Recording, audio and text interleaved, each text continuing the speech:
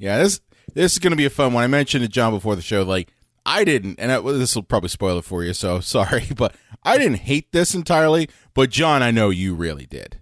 Oh, this is a big pile of trash. So it's good because I've actually seen that point of view online where there is a good amount of people who are like, you know what, it's not that bad. I've seen much worse. And then there are some people who are just like you, John, saying like, this is utter garbage. So if you wanted to know like what it would be like if you had both of those people in a room together, listen to this podcast because that's honestly what we're going to have today. So, yeah, pretty much. Yeah, pretty much. Oh, goody, goody, here it comes. Welcome to the Cinema Psycho Show. You are interested in the unknown, the mysterious, the unexplainable. That is why you are here. Oh, my God, don't stop now! With your hosts, Brian, John, and Elaine.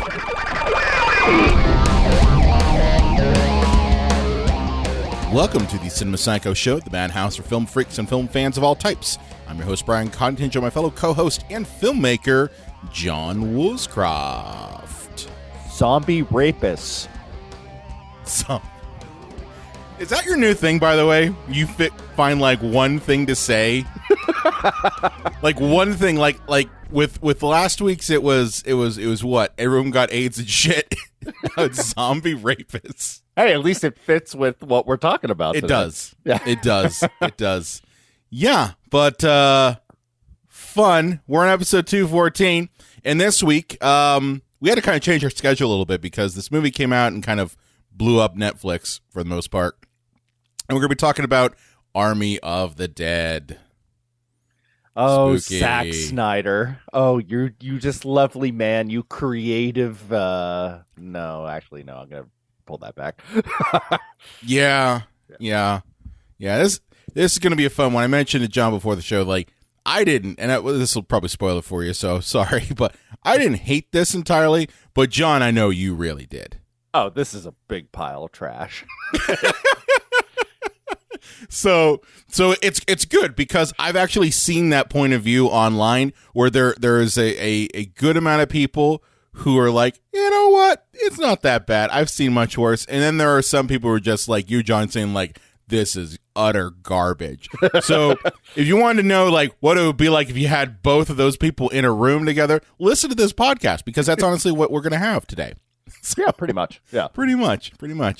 But yeah, Army of the Dead. Honestly, this one, for the most part, it kind of threw me for a loop because I heard about this kind of as the Justice League Zack Snyder cut was getting made and kind of promoted.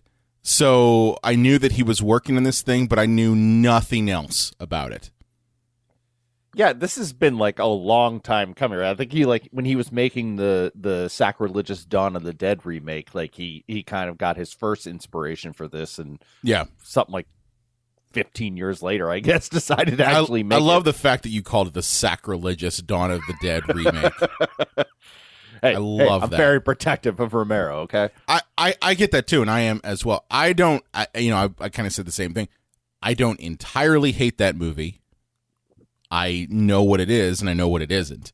Yeah, I hate to admit it. Like, of all of his films, that's the one I hate the least. Yeah. But I still don't like that it was made.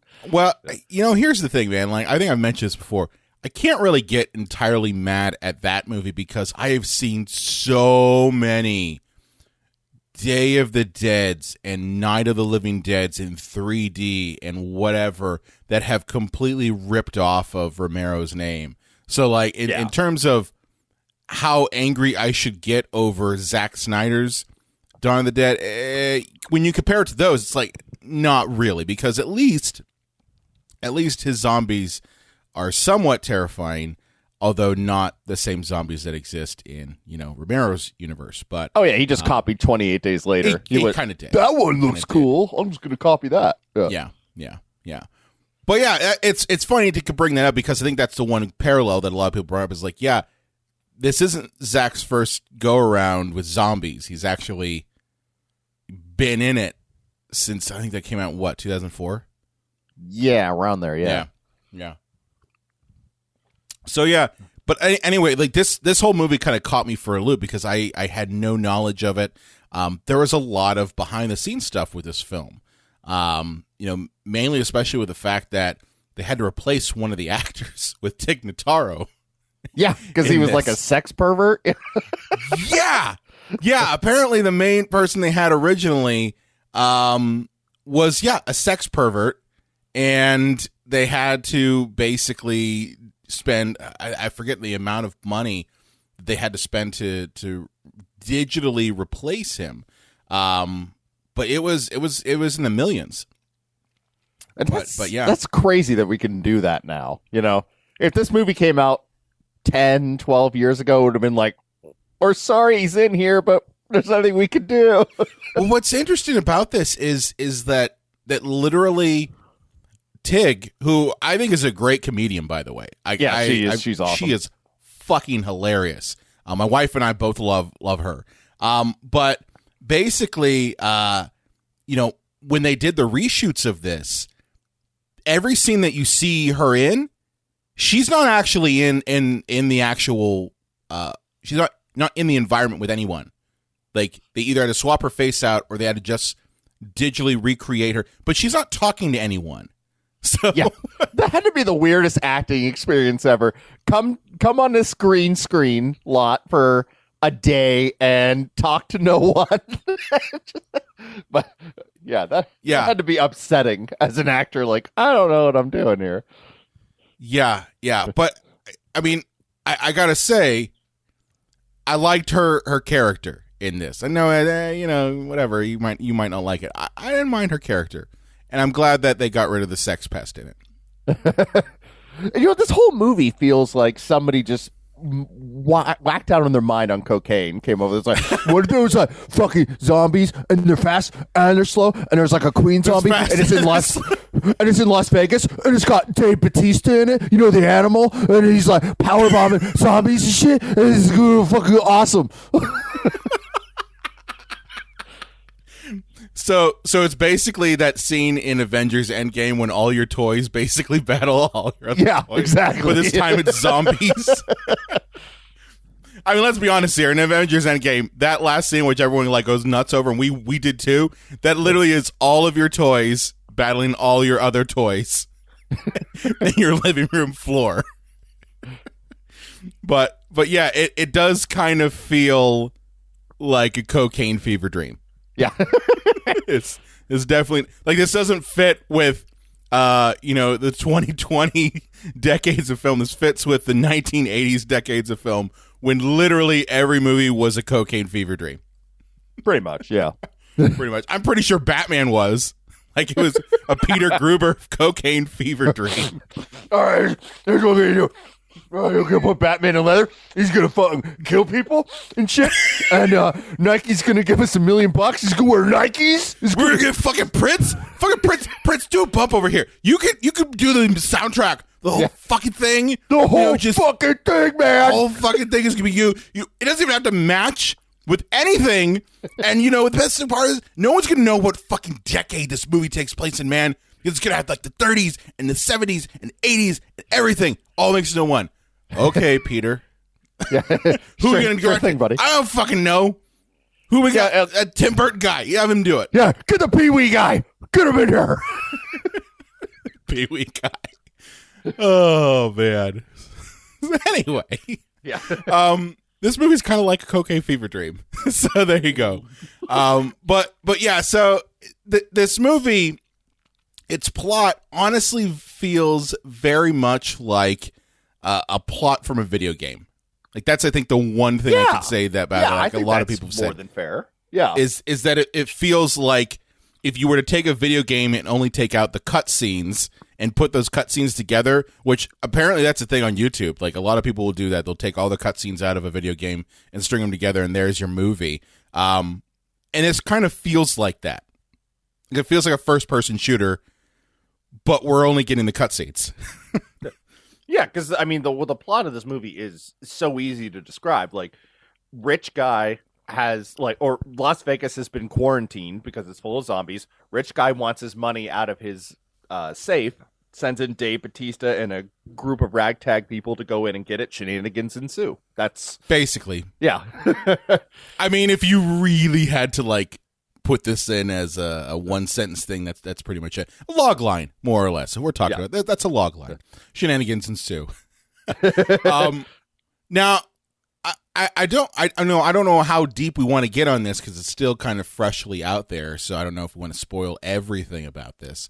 But anyway, like I gotta say, one of Zack Snyder's good points. Okay, I want to say this is a good point. Is like I love his intros. I gotta say that I really appreciate the man's intros. Like Dawn of the Dead, Watchmen. They're very. He could easily do some sort of shitty thing where you just have title credits and that's it. But the man's intros do an amazing job at giving the audience enough of a backstory so that by the time we actually jump into the beginning stages of the plot, we know exactly what's going on. So I don't think you can discount him for that, right, John? Well, I mean, I do have a problem with his lack of proper tone for the movie because, like, when I was watching the opening title sequence, I was like, "Oh, this is going to be an absurdist comedy," and then it's like Dave Batista, "No, my daughter, you can't go in. There are zombies in there, and I love you so much." And it's like, wait, is this a drama? Like, what? I don't understand. Like, he just is all over the place with like. Occasionally there's this goofy ass comedy that it's like heart wrenching and like it's just like, what are you doing, Zach? Yeah, that's a common thread through the entire movie.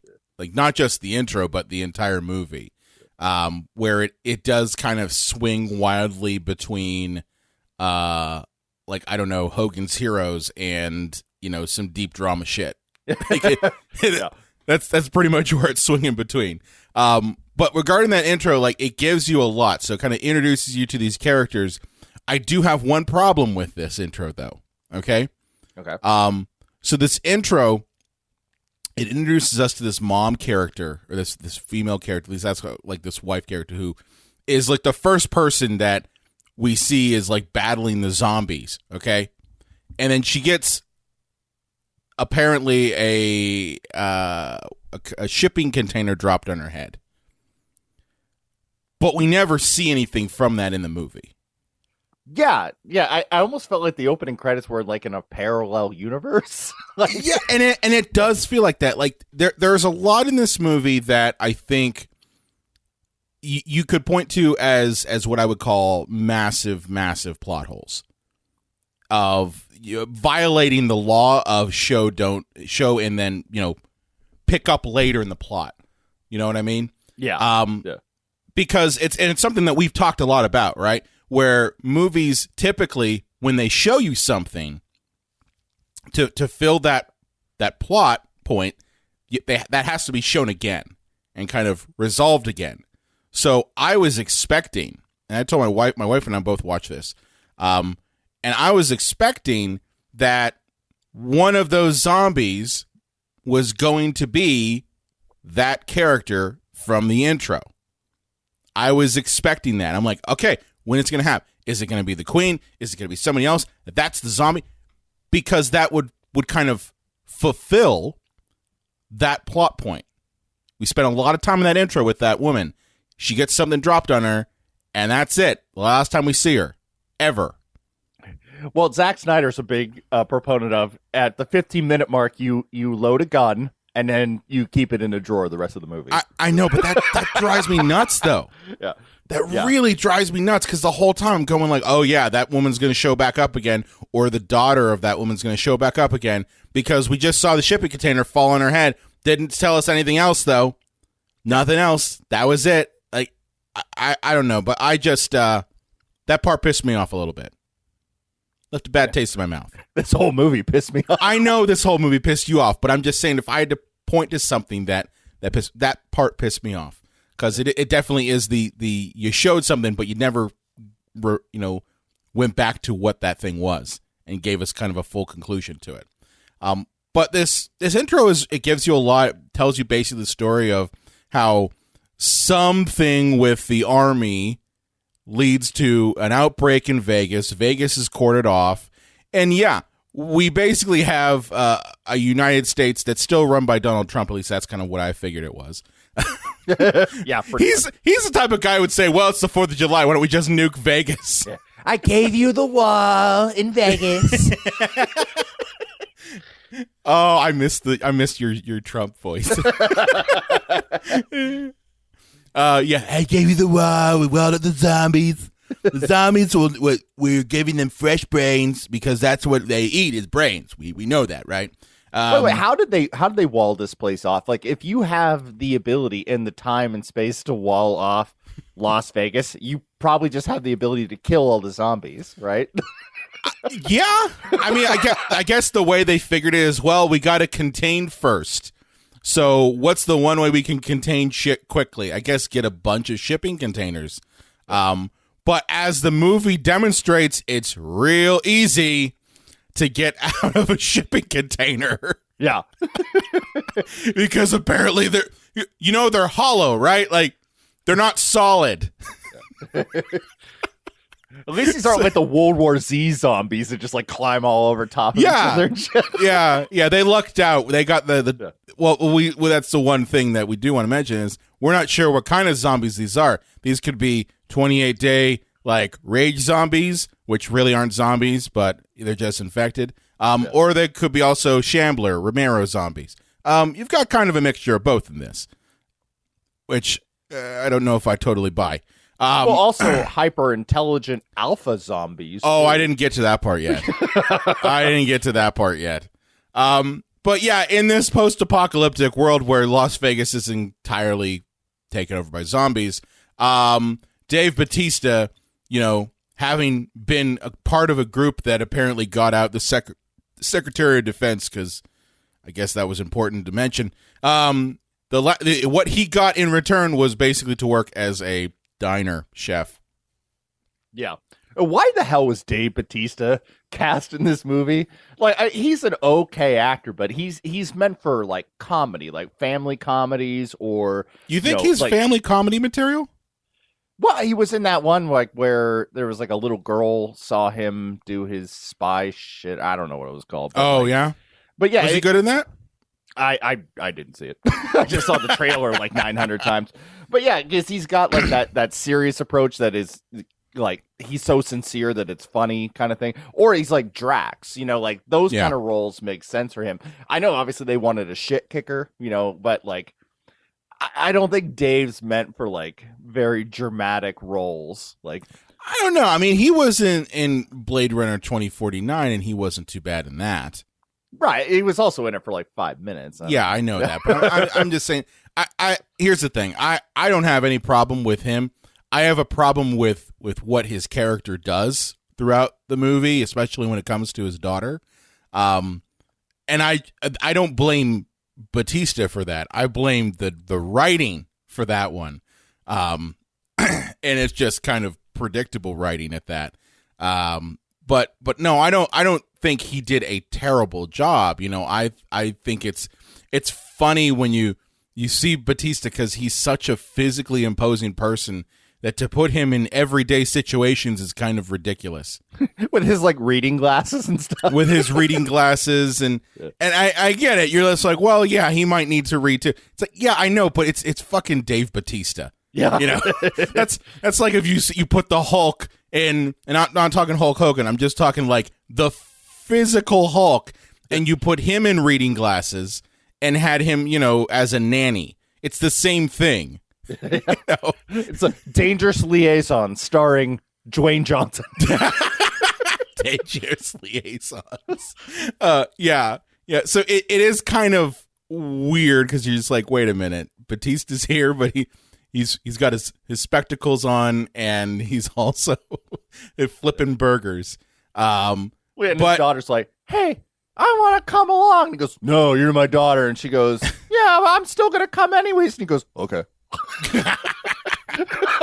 Yeah. So we do get that part that apparently his daughter who works as a volunteer because honestly, because Vegas has been, overrun by zombies, that leaves a lot of refugees. And, again, I like to bring up that this is apparently Trump's country still. Because, of course, there is Zack Snyder's political. Yeah, this side. is his political thing. Of saying, yeah, see, even when zombies happen, we're going to have detention camps that horrible things happen in. Yeah. And sure enough, that's exactly what happened here. So these displaced people are living in these camps right outside the wall, which I don't know if that's smart to put the zombies' food source right outside the wall. Like, why would you do that? That's really the dumbest thing you could ever do. That's literally like saying, okay, I'm going to hang a carrot in front of a rabbit and see what happens. Well, the movie even doesn't abide by zombie logic, because I won't say why, because it's towards the end of the movie, but they microwave a zombie hand, and one of the zombies is like, oh, warm flesh, I want to eat that, but that zombie logic does not work. Yeah, zombies have flesh, and they're in the Las Vegas sun, so why aren't they eating each other? They also don't eat dead flesh. Yeah. That's a zombie logic there. Why would a zombie eat something that is dead? They will eat living flesh. That's why they attack human beings. That's zombie logic. We know this. We live in Pittsburgh, okay? So, if you live in Pittsburgh, you're taught Mr. Rogers, and you're taught what the zombie rules are. Yeah. And that's it. That's it. You're also taught to worship at the altar of the Pirates, even though they lose all the time, the Penguins, who definitely do win and are amazing, and the Steelers, because, it's football. And, when the incline, the hours for the incline. Oh, yeah. You got to know the hours for the incline, okay? And French fries go on everything. Including salads and everything. Sandwiches, yeah. Yeah, it's true. But yeah, I guess I never understood why they were like, yeah, let's put the food source outside of the wall with these hollow fucking containers that apparently people, and this is what boggles my mind. So apparently in these camps that Batista's daughter works in, there is a person who is a refugee in the camp who quite literally will shepherd people into Vegas. Like, she'll shepherd refugees back into Vegas, where all the zombies are at. Well, does that make any sense to you? Well, the buffet, you got to hit the buffet when it's only $9.99, And no, but between noon and 2. But that makes zero sense. No, Lily, it does. Yeah, the character Lily, played by, I can butcher this name, but Nora Arnzender. That sounds about right. She's the coyote who basically gets people into Vegas for reasons. By the way, when did Dave Bautista have his daughter at 15? These two are not that far apart in age. I mean, he's in his 50s. He could have had her. Yeah, Dave Bautista's in his 50s. That's why he said he wants to stop playing Drax, because he's finding it difficult to physically portray Drax. I'm like, bullshit. Batista, you are seriously ripped, man. Yeah. You're really the buffest 70-year-old at all. So when you work out your neck. When you work out your neck, you are into bodybuilding. We were like, yeah, I'm working on my tongue today. Yeah. Gotta do some reps on my tongue. Yeah, but yeah, this coyote gets people in, and the thing is, this coyote has a little bit of mystery about her, which we find out once the team goes in to Vegas. But you did mention kind of, and I'm belaboring this point here, that Batista gets approached by this very rich person and is given the offer of how much is he offered money wise? Do you remember? Well, it's $200 million, I think, in the safe, and Batista's offered $50 million, and he has to split that amongst his team, however he deems. Which fair. He automatically does, kind of the dickest thing, and is like, yeah, I'm not gonna tell people how much they're getting. Which I'm like, that's kind of a dick move, right? Yeah. Like, he's like, okay, well, this person's going to get $20,000. And for that person getting $20,000, like, oh, yeah, it's great. But then, his partner that he apparently had a thing for and then doesn't have a thing for now. Yeah, he's like, oh yeah, we're not gonna tell them how much we're splitting. That's kind of an asshole stuff to do. But he gets together his zombie hunting team from back in the day, that include, I'm Anadale. I can't pronounce her name. Anadale Regura. Lady person. What was that? Lady person. I'm not gonna say lady person. That's really mean. But her name in here is Maria Cruz, Vanderho, and Heyo. and what was that? I said heyo. Yeah, Vanderho. And then they need a locksmith to get in, so they get Dieter, or just quintessential German. Okay. I've seen a lot of people online say that this is Ocean's 11 meets Aliens.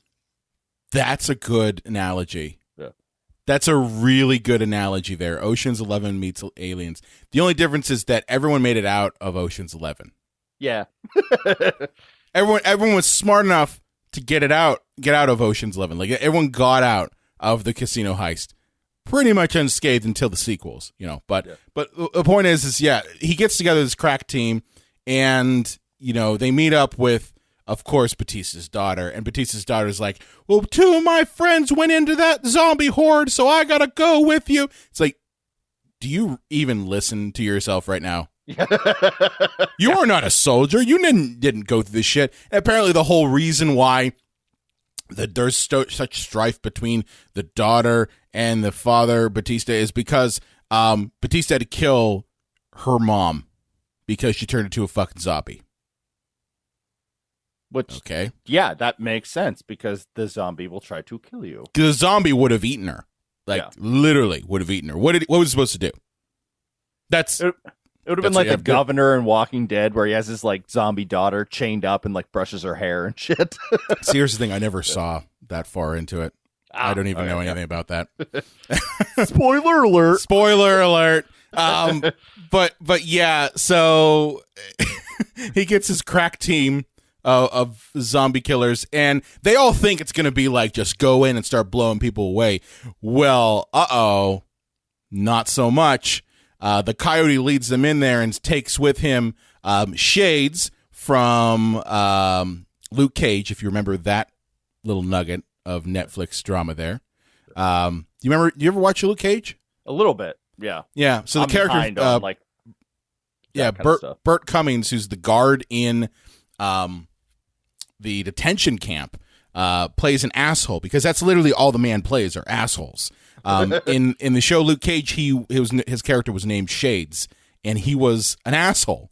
But sure enough, he gets sacrificed in the beginning of this, because apparently Lily tells the crew that back when they were here, the Shamblers were just Shamblers. That they've evolved a little bit, and as you said, there are now alphas and betas in this society, which, okay.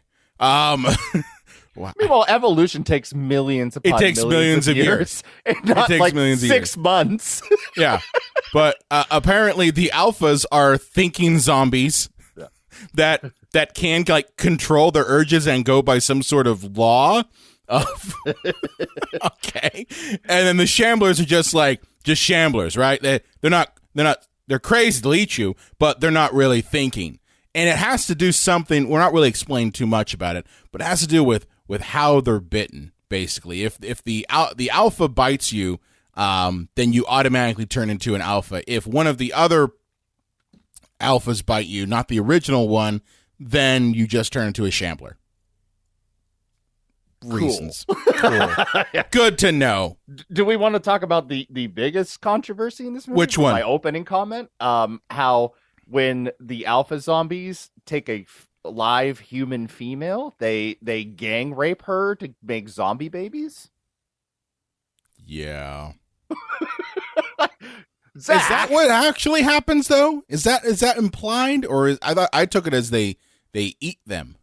It's Zack Snyder has come out and said essentially, I don't want to phrase it that way, but yeah, they just really? go and just Yeah, the zombies gang rape them to make zombie babies because they want to take over the world, so they need as many zombies as possible. So they just gang rape. Are zombies that Machiavellian? Are they the Lex Luthor of the undead? They're just like, yeah, I need to take over the world with my zombie babies. Where was the producer on the film and said, "Hey Zach, yeah, you probably shouldn't put that in there. Just you can cut that out, I think, and we'll still have that." Listen, that was Warner Brothers. This is Netflix, baby. They don't give a shit. yeah. Here's an obscene amount of money, 10 times what you need. Just make us product. Please make us money. But yeah, I didn't. I took it as they ate them, but I didn't know about the raping. Yeah, that kind of changes my tone in this movie a little bit. Yeah. Oh, that's really gross. Really gross. What the fuck, Zack Snyder? Come on. Truthfully, I honestly did not take that into account, but that's really, really gross. Yeah, it's bad. That's all I got to say about that. That's bad. What the fuck, man? Necrophilic gang rape? Jesus Christ. So, in order of the bad things in this film, we got number 3, plot. Number 2, Dave Bautista's reading glasses. Number 1, zombie rape. Okay. Do want to move on from that because honestly, I got nothing else to add to that. You're absolutely right. That's horrible. It's fucking terrible. What the fuck's wrong with you, Zack Snyder? When he was making Dawn of the Dead, he said, "You know what this movie's missing? Zombie rape." Well, in Dawn of the Dead, he had zombie baby pregnancy. I mean, that was what he had. That was his gross moment. And then that was pretty cool, though. That was pretty cool. I got nothing against that. I got nothing against that. That was pretty interesting. She's like, "I'm having the baby now," and it comes out and look at my boy. You gonna kill my boy? Yeah, it's dead, dude. Yeah. It's biting at you, dude. Yeah, it's nipping at you. It's a little ankle biter and face biter. Yeah. But yeah, anyway, as the crew get in, they sacrifice Theo Rossi to basically gain passage. As I mentioned, these zombies are smart, and they apparently won't eat you if you give them food. Okay? So they are on their way to the casino, and of course, this rich asshole had to give the crew kind of a babysitter with Garrett Dillahunt playing Martin, the asshole. Captain, I'm a bad guy. Captain Asshole. Yes, the head of security, who really we know is just kind of there to fuck things up. Yeah, I'm just here to oversee. I swear I'm not going to screw all of you over. Yeah, just literally, you look at the man's face and you're just like, this guy is going to get everyone fucking killed because some shady shit's going on, some ulterior motive. It's not. You just look at his face. He's like, that's exactly what's going to happen. And what do you know? That's exactly what happens. Yeah. So the plan is they're going to go to the casino. They're going to break in, get the money, and then Tig Notaro's going to occupy the helicopter that's on the roof that's been there for like, what, fucking 5 years or some shit, and get it working. Yeah, that they had to like sneak in because, nobody's allowed in and out of Las Vegas, but they had to like brilliantly sneak in, but they're just going to fly a helicopter out? That thing's going to be blown out of the sky. Yeah. Yeah, that's, again, logic, and not a whole lot of that in here. Now, here's the thing. When I say that I like this movie, I say that knowing exactly what it is, by the way. Yeah, I want to make that clear. I'm not saying that this is the greatest fucking movie of all time. It's not. It's a good Saturday night. I'm bored. I've watched every series on streaming, and I need something interesting to watch for like 2 hours.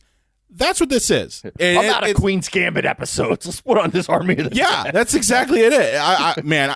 I've been done with Queen's Gambit, dude. But my point is, like, the bar on this is really low. So if the bar is really low with a movie called Army of the Dead, if they just show up, you're good. So and we all have those movies. There are some movies that we can justifiably say, "Oh, this is the greatest movie of all time," and defend. But then we all have movies that we like that are just dumb. Yeah, you know? Yeah. So that's what I'm saying is when I say that this is okay, like I was okay watching this and I didn't have too many problems. That's what I meant by that is, Yeah, this was a good like turn your brain off movie. But that being said, if we start to analyze it, yeah, there are definitely problems. So yeah, they through a bunch of misadventures, and that's what I'll call that. Martin sort of fucks things over, gets people killed. Okay, on their way towards the casino. Okay, we get into the casino, and Dieter basically is tasked with breaking into this fucking safe that has crazy ass booby traps. yeah. It's not Indiana Jones. Like, what the fuck? No, but they're like the rich asshole's like, oh yeah, they're non-lethal. Bullshit. Yeah, bullshit is right. Bullshit. You have little guns shooting anything that walks on certain pressure plates. Okay, and then he's like, oh, I thought it was non-lethal. It's like, no? What casino would ever be non-lethal? This is Vegas. This is where quite literally the mob used to run the place and would cut off your hand if you cheated. So Put your head in a vice grip kind of shit. Yeah. I saw the movie Casino. I know how it works. But yeah, so Dieter eventually is able to break in. But while all this is going on and we get the money, there's a couple things that happen that change things. Okay. So again, I'm not going to go into every little plot point of this because we'd be here forever. But certain things happen that change. One, whoever the president is in the movie, again, I'm saying Donald Trump because why not? He decides to move up the date that Las Vegas is getting nuked. Close my casinos, will ya? I'll nuke your ass. Yes. And so he decides to move up the day because of how insensitive it might be to have it on the 4th. Okay. Yeah. Glad that whoever was the president That might be inappropriate. Might be a little inappropriate. July 3rd, we could nuke citizens. That's fine. Yeah. So that happens, which automatically makes it so that they have to get out of Las Vegas in 20 minutes. The classic ticking clock. The classic trope. ticking clock that doesn't line up with actual time. Yeah. So yeah, they got to get out of Vegas in 20 minutes or else they're all fucking dead. Keep in mind that in 20 minutes it gets blown up. So it means you have to get way far away. Yeah. In 20 minutes. Or you're going to have to like deal with nuclear fallout and you're all going to get lymphoma even if you're not in the blast. Yes. Yeah. Yes. So there is that too. No one likes to talk about that in any of these movies, by the way. $200 million and like in the movie they have like 2 duffel bags. Like that's the one thing I didn't understand either. Yeah. There's no fucking way that you're getting $200 million out in 3 duffel bags. Not possible. There used to be $1,000 bills, but they took those out of circulation like 25 years ago. So the biggest bill they have in there is $100 bills. Like, you see like in a movie, like somebody has like $10,000. It's just like a little stack of money. Yeah. Like they need, I think, about 500 duffel bags. Yeah. I would say at least 5. At least 5 to 6. Yeah, that amount of money too, like on a helicopter, the helicopter won't be able to take off. Yeah, it's gonna weigh it down. That's logic that doesn't apply. Physics don't apply in a zombie movie. Okay, yeah. So that's big change number 1 that fucks things up. All right, got to get out in 20 minutes. Big change number 2 is that it's revealed that Martin is not really after the money. He's after that sweet, sweet zombie blood. Yeah, and he's like, this is worth way more than what's in that, safe and stuff. Well, why didn't you send Dave Batista in to just cut off a zombie head and bring it out? Why did he have to lie to him? I don't know. Maybe it's one of those things where it's like the most dangerous game where you just like want to see people die. rich people to jerk off to is see a bunch of poor people die, something like that. I don't know, maybe whatever. But what's interesting is to get that zombie blood, they go through this whole big rigmarole with the zombie queen, because we didn't mention that the alpha, that the original zombie, has a queen, a showgirl, no less. Yeah. It's not Nomi Malone. nice callback. Nice cut there, right? Nice callback. It's not Nomi Malone. I mean, it could be. The Cinema Psycho show will only do reviews of movies that take place in Las Vegas. That's right. Forward. Leaving Las Vegas, Casino. Yeah. But it's not Nomi Malone. Maybe it's Crystal Connors. I don't know. Damn you, Crystal Connors. Yeah. But anyway, she was okay with doggy food. Now she's okay with brains. But anyway, this zombie queen is the one who kind of took the sacrifice in the beginning. So Martin with the coyote, Lily, kind of help kind of lure the zombie queen out. And then Martin cuts off her fucking head. And just has this head that's moving around inside of a bag because they want to take that blood and make zombie soldiers out of it, which again, I'm just like, that seems really like a bad idea. And that's where it kind of feels a bit like Alien, like Aliens, where what the fuck was his name? Paul Reiser. Paul Reiser. Yeah. Whatever his name was. Yeah. Yeah. Businessman number one. Okay. He wants that alien blood so he can, study it and make, super soldiers out of it for the company. It's the same kind of concept. But that's, I think, where people kind of view this as aliens, no less. But yeah, so Lily sees at this head. She's like, you didn't, that's not what we were supposed to do. You said you just wanted to capture it. Which I'm like, what the fuck do you mean you didn't know that? How are you going to get a zombie out of here anyway? On a leash. Come on. Come on. You want a milk bone? By that, I mean a human femur? Yeah. Right. All right. So they do that, and that automatically pisses off the alpha. Because the alpha, he has a baby with that zombie queen. So you've killed the mom, and you've killed the baby, too. Zombie fucking is a weird thing, It's a weird fucking thing. It's a weird fucking thing. It's like kind of like a National Geographic thing. And now the zombie will display his plumage.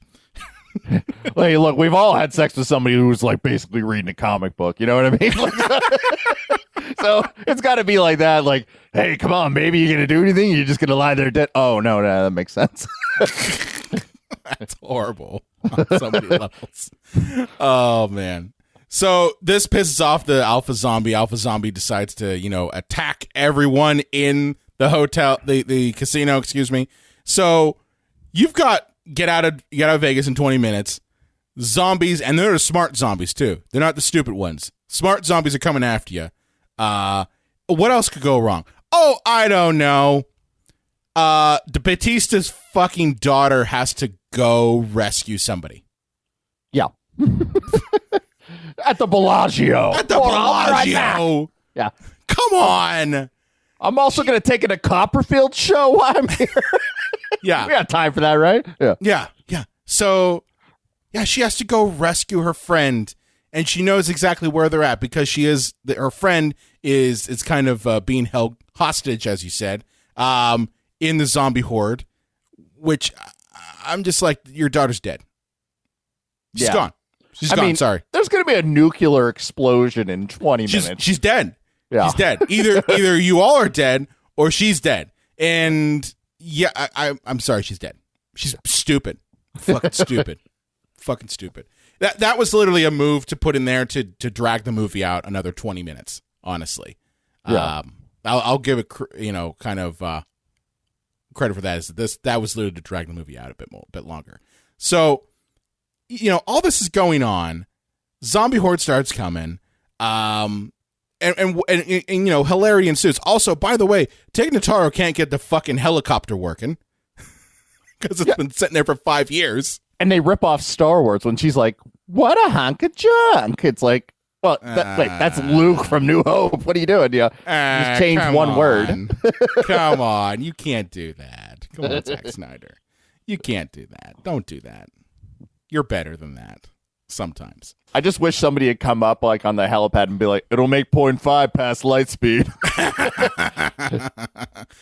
Yeah. So all of this kind of leads into a mishmash of an ending, if you will. At least I kind of call it a mishmash of an ending, where Batista's not girlfriend gets her head twisted off, which is funny. The minute that happened, I'm like, oh, this movie doesn't care. This movie gives no fucks. Because there's movies where clearly who is not going to die and who is going to die. Like, I already knew that all of the people who I don't know who they are, they're going to die. The nameless actors, they're going to die. Yeah. Tig Notaro, I didn't think she was going to die. I'm like, she'll live. But yeah, everybody else, I'm like, Batista's going to survive. His daughter will survive. That Maria Cruz will survive. So I'm like, they'll all survive except for those other ones. They're dead. No, this movie says, fuck you. No, she's dead. Yeah. First one dead, by the way. Yeah. First one to die kind of right after all shit hits the fan. And it's, of course, after she like expresses her love for Batista and like literally a second later, head gets twisted off. Like a twist top. Once you pop, the fun don't stop. Yeah, basically. And so that causes Batista to go crazy. And this is all like in the vault room. So zombies are coming in. They escape with Lily to go basically up to the helicopter. While this is going on, Dieter and Vanderho. I think it's Rowe actually, not Ho. Vanderho. Don't tell that to Hacksaw Jim Duggan. Vanderho basically gets put into the safe, and Dieter sacrifices himself. There's a lot of crazy shit that happens. And I'm probably skipping over a lot of this. I'm sorry, folks. Well, the movie has like 14 endings. It has like 14 endings. So yeah, Vanderho gets put in the massive safe to die because that's what would happen if you're in a safe. You're dead. Because there's no way of getting out from the inside. Yeah. Pretty sure there's no way of getting out. And on top of that, those safes usually are airtight. So no breathing after a certain amount of time. Yeah, probably after like 20 minutes, you'll be out of air. Yeah, you'll be out of air at that point. Dieter gets eaten by zombies. No surprise there. And Tig Notaro gets a hold of Dave Batista, and Martin gets ripped apart in the greatest way possible. I got to say, that was satisfying to see that guy get eaten. He gets ripped apart by a zombie lion. Or zombie tiger, excuse me. Yeah, I gotta get my feelings right. A zombie tiger from Siegfried and Roy eats him, and I'm like, that's perfect. Yeah. Lily, she gets because she has the zombie queen's head. That's how she's able to distract the Alpha from attacking Batista in the helicopter. She gets killed by the Alpha. No surprise there. And then it ends kind of with Batista rescuing his daughter, of course, and also I think the friend dies too, right? Yeah. Everybody dies. Almost everybody dies. Yeah. Yeah. Almost everybody dies. Yeah. It's real weird. The endings are kind of a mishmash. That's why if you're wondering like why is it hard for you to bring up this? It's like because there's so many different endings to this thing. Basically everyone dies except for the daughter. The daughter survives, as well as the friend. And we're thinking, okay, everyone's dead except for Vanderho after the nuclear bomb goes off. Okay. And what happens is he gets out of the safe magically, has all the money, and is trudging through the desert of a nuclear wasteland. Happens around a car. He's like, oh, it's his lucky day. This car survived the nuclear explosion. And ends up taking the car to an airport and rents a jet, and suddenly not feeling too well. Okay. And wouldn't you know, you find out he got bit because he decided at one point that it was a good idea to go fisticuffs with the alpha. Yeah, see here, buddy. I'm going to hit you with Jack Johnson and Thomas O'Reilly, I tell ya. I'll butter your bean, I'll pepper your porridge. You should do a whole episode in that 1920s. Ma!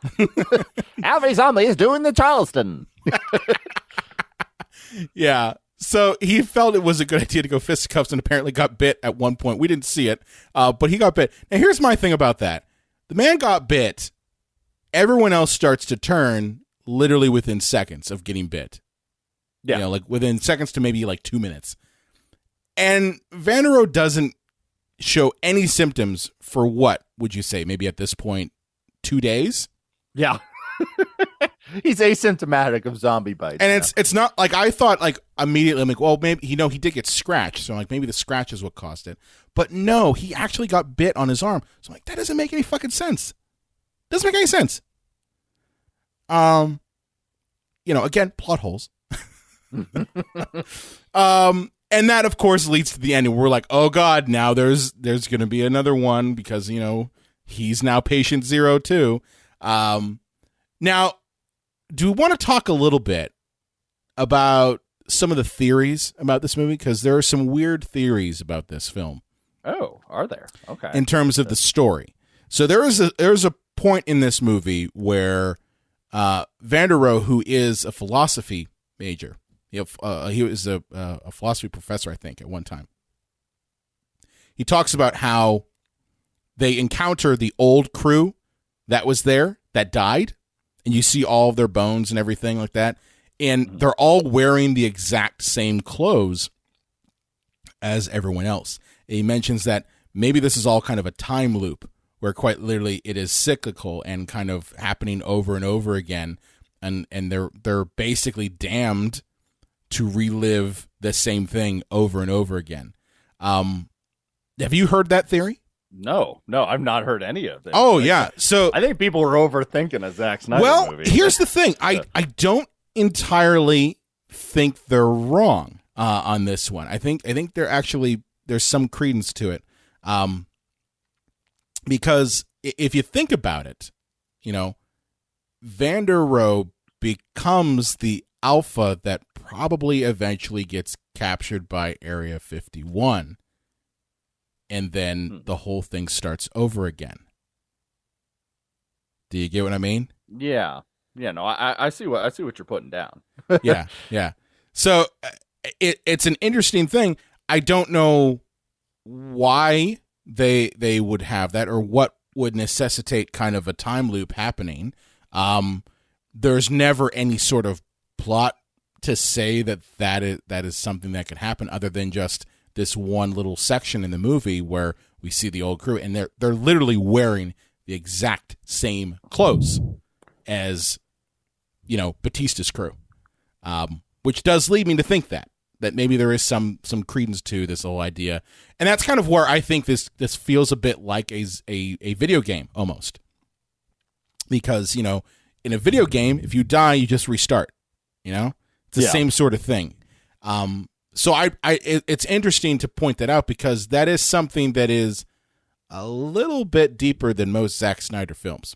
But I mean, if their bodies are lying, if those are their former dead bodies, wouldn't there be hundreds of them by how many times they failed? Well, here's the thing. They've only encountered them at one time, so that leads me to believe that maybe they didn't always get to the casino. Interesting. Maybe they died someplace else.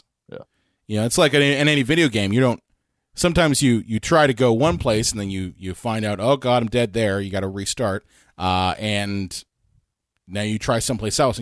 So it's possible that maybe in this video game, because again, this feels very much like that's what maybe Zack Snyder was trying to do, but then decided, hey, I can't, film anything to explain this beyond this little philosophical point, because it just feels like, again, another plot point that isn't really fully established. You know what I mean? It's an interesting one. Yeah. And it's one that I think he could have had a lot of fun with. But I don't know why that wasn't stretched out further. You know what I mean? It might be because the director's a hack fraud. You say that of everybody. You say that of everyone. Everyone's a fucking hack fraud. I don't think Zack Snyder's a hack fraud. I just think that he has an idea about something and then goes in 50 different directions, but doesn't yet come back to that central idea. So in my mind, I think that he maybe had this idea of what if it's like a zombie video game where you die and you're still, you respawn and you have no memory of it. So it's kind of like, I think Bloodshot was the movie with Vin Diesel where it's the same sort of concept. Sweet Bloodshot reference. Yeah. Yeah. But the same sort of thing where you just kind of repeat over again. So I think he had this idea and then it just went in 50 different directions with, zombie rape and alphas and the Shamblers and then Batista's daughter and hibernating zombies. Weird thing, hibernating zombies. Batista deciding on what kind of food truck he wants to make. A lot of different things that just never came back to that central plot. So it feels to me like he did have that idea of he wanted to flesh that out, but just never went beyond just that point. So it would be interesting if maybe he was a little more focused and brought that point out. Because that's something new. That's something that's different when it comes to a zombie movie, right? Of something that's making this sort of thing cyclical. It would have been interesting to see that kind of expanded upon. It isn't in this movie beyond that scene, but I just thought it'd be interesting to bring that part up. Well, it's clear that Zack Snyder wants to make like 40 of these. He wants his Army of the Dead cinematic universe. Not everything needs to have a cinematic universe. Not everything needs to have a cinematic. Just have a one and done. And here's the thing. More than likely, he probably will get a sequel to this. Because it has been, even though, you and a lot of people don't like it, there are people who do enjoy it. Again, for me, I enjoyed it. It was something that I definitely was like engaged with. I don't think I looked at my phone once while watching it, which for me to watch a movie at home and not look at my phone once is a miracle. And, my wife and I both came away from it going, yeah, it was pretty good. We don't need to watch it ever again. It's a one and done. That was the thing. It's like there's not going to be a time where I'm going to say, yeah, I really need to watch Army of the Dead again. It's not going to be a rewatch. It's going to be a watch it once, and that's it. We're good. But we knew exactly what we were getting going in. We knew what we were going to be watching when we went in. And when the bar is that low, and when it's one of those movies you just turn your brain off to, pretty much you're fine. And again, for that, I was fulfilled. I enjoyed it for what it is, despite all of the problems, and there are problems. Yeah, right? Yeah. There's a lot of problems. Yeah. Yeah. Any final thoughts, John, on Army of the Dead? I will say that I'm very protective of the zombie genre. I know you are.